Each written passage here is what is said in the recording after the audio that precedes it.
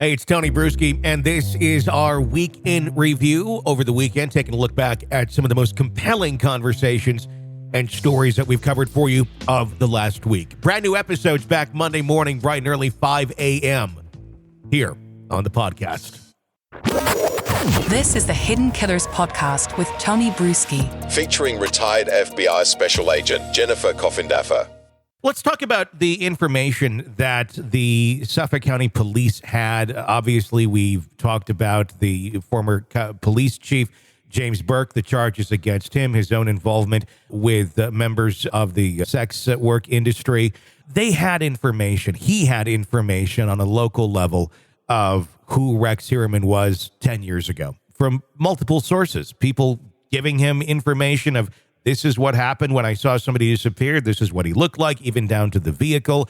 And it was not investigated to the extent that one would think it should have been. He even pushed the FBI away when they were trying to help as well. Let me ask you, from your perspective, is that a big red flag when local authorities push away the assistance of the FBI when they're trying to come in on a case this size? And we're talking about what at that time we just knew it as the Lisk, as the Long Island serial killer. We knew nothing about Rex at that moment, but we certainly had information. Well, it's a red flag, but what was it flagging?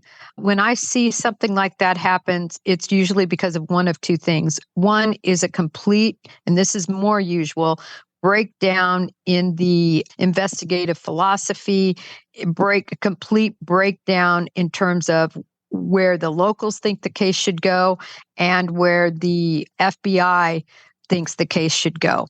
And I think that was a big part of the issue here.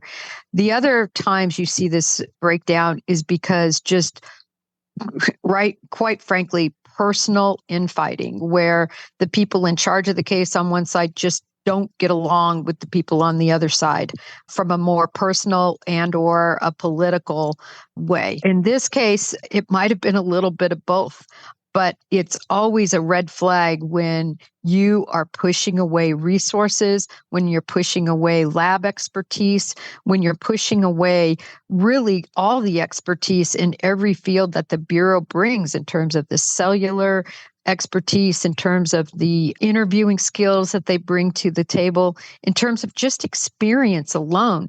I always said, bring it on. I want the more people you can have on your task force, the better, because you have the more minds and the more experience that come in together to work a case. So yes, big red flags on both of those fronts.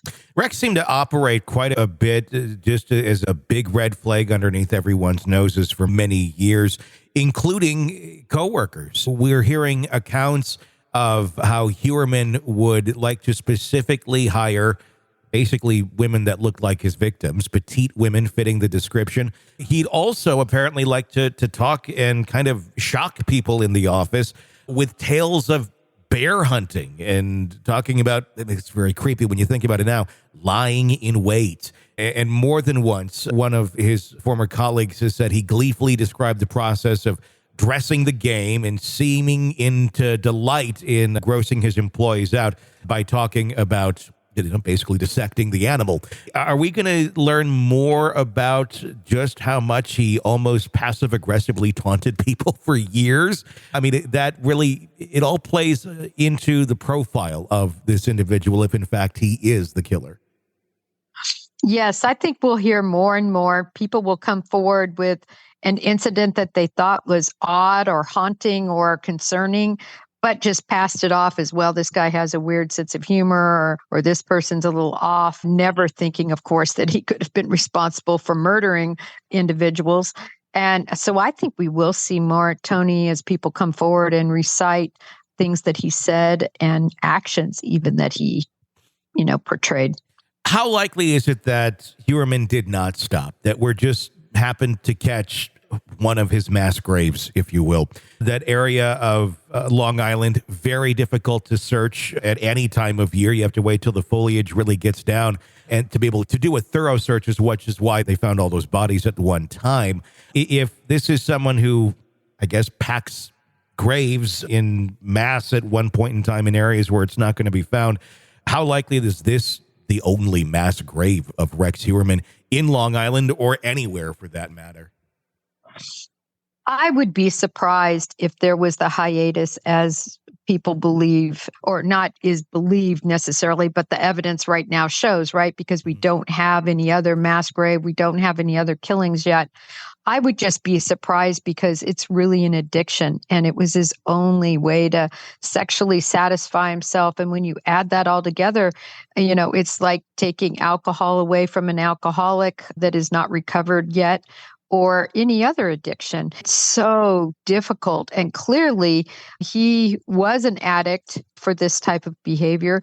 He was a serial killer, allegedly, I should say, if again, these crimes, if he's convicted of these crimes, a person like this, it's just so difficult for them to stop.